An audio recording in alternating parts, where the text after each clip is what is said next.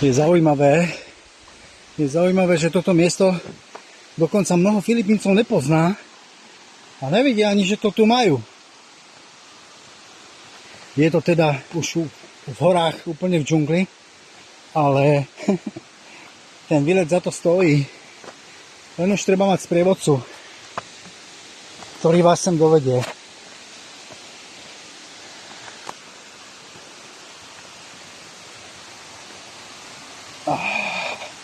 Rád by som v džungli trávil viacej času, ale vzhľadom k tomu, že sme tu len necelý mesiac, teda už len 2 týždne, tak není čas.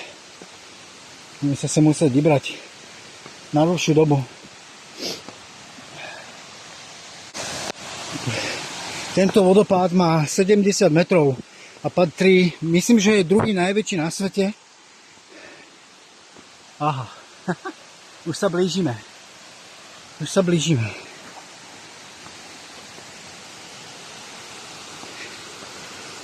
Celý život.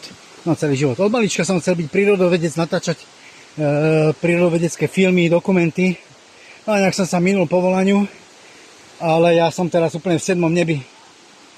Pretože pre mňa to je splnený sen z detstva. Mnoho snov sa mi tu splnilo.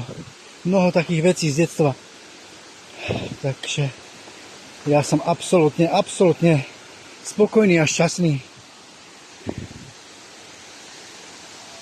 Jaká veľká paprať. Ty kokos, tá paprať má snad 4 metre.